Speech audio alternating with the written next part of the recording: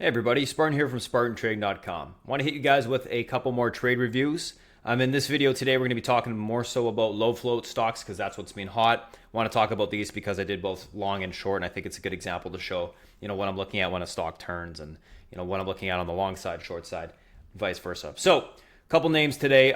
First one we're going to be talking about is Carve. Basically, Carve broke out on the daily to the upside. There is some news associated with, basically JPM was saying that they're going to be investing $30 billion into Black and Hispanic communities and businesses, and based off of that, there are certain publicly traded companies that are or have that background. So we're looking at Carve today, and what I was looking at was if Carve breaks this downtrend in the morning, this little flag set up, I'm going to take it long. It's got room into the 842 area, then into the nines. What we saw was obviously Carve did break out. I took it long, 733.54. I was actually planning on just scalping it to the upside in the morning because I figured it'd just be a quick little pop. So I took pretty decent size out the gate. As it started to run, you can see that obviously I was just selling into the pops. Whenever I saw L2, whenever I saw sellers coming in on the L2, I just started to sell a little bit of pieces. So 769, 779, 791, and then I was looking for a pop through this resistance level, which we did get. Sold a little bit more when I started to see sellers on the L2, so got about a point and change on that. And then basically this candle popped up. This next candle opened up. We got another little whipsaw on that candle. I saw a whole bunch of sellers at basically 920, 915 area. So I took the rest off at 911 and held a little bit of a piece to see if we could get an intraday flag. Intraday, what happened was the stock actually ended up breaking down, so I just ended up taking it off right when EMA support broke here, as well as this flag support, and you can see it right there around that 783 level. So that broke, and I took it off at 760, just a little bit of a pullback down. So it was like about a 1/10 type of piece left, where I just have it on just to watch the stock. I was pretty much done with it right out the gate after this morning. Most of these small stocks, guys, small caps, low floats, whatever you want to call them, for the most part, after they run in the morning, if they start to pull back and fade, break EMA supports, break the trend, etc., they're usually a one-trick pony that for the day. They typically don't get another run. So I'm very cautious to hold a larger position or to revisit these stocks, especially this Carve. This Carve typically doesn't run, second time in the day. I mean, you can call this a little bit of a pop, but, to me, that's nothing, 30, 40 cents to the upside, really. I like points. Anywho, so Carve, quick little review there for 1.5 on that trade. Let's take a look at another one. Good example here, this MXC. So MXC, this one I had just a alert set up on the daily. Basically, the alert was a breakout of this range to the upside, this 486, and I also had another one set at 519. Now, when the alerts got triggered, I pulled it up on my chart. I already knew this is a low float stock. I pulled it up when it had about, I think it was like 200,000 shares traded or something. It was pretty low. So anyways, I was looking at the stock when it was pretty low traded.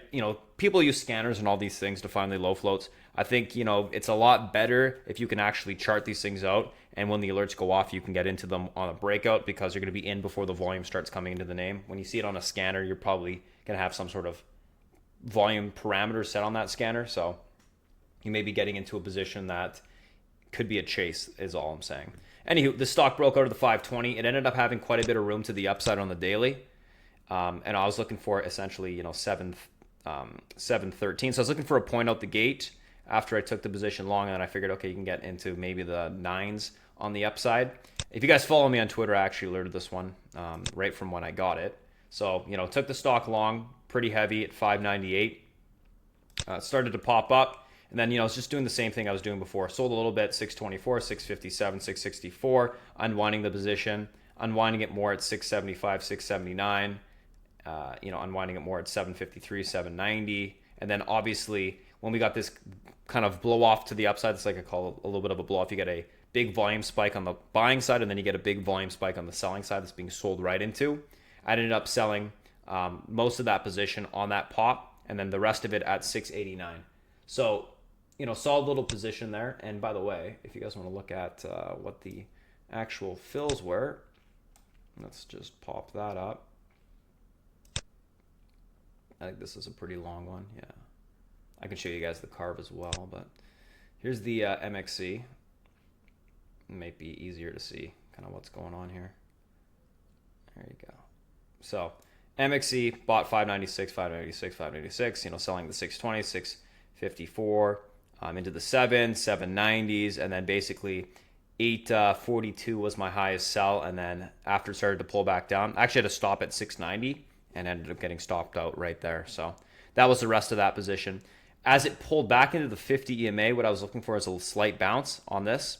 So I added a little bit at 548, and then I sold right into that bounce, 565. I did this in another account, and I'm going to show you that as well, because I not only went long on the stock, I went short on the backside. So let's take a look at the other account.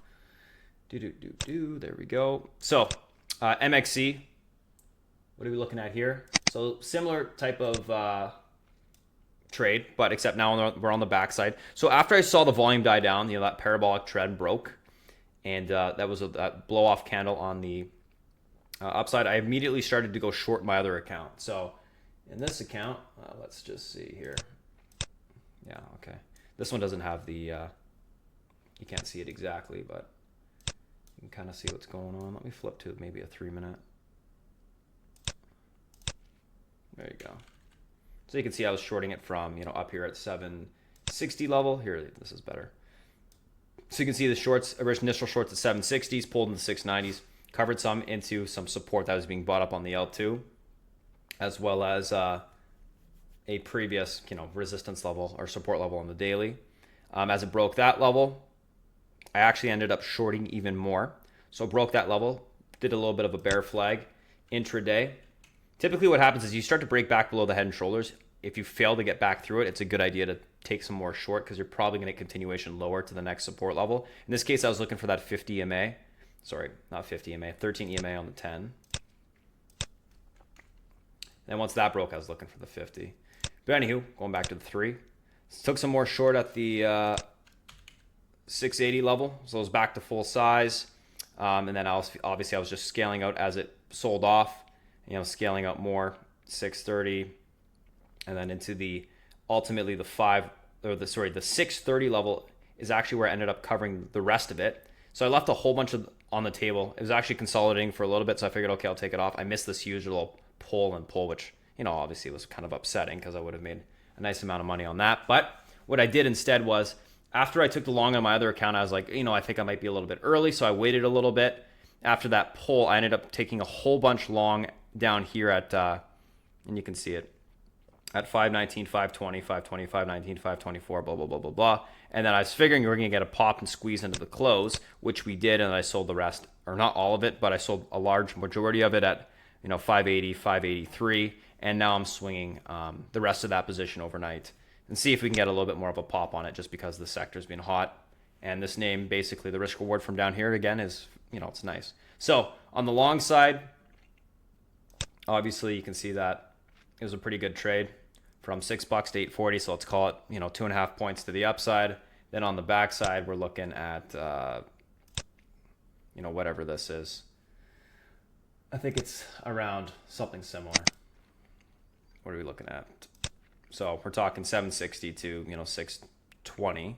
So about a point and change, and then almost, 80 cents off of the low. So, let's call it 4.5 points total on the name in 2 different counts, long and short side. And I think it, basically nailed it pretty well. But, again, what I was looking for, blow off candle, trend change. And then once you start to get the sellers coming in, then you can obviously just ride down the trend.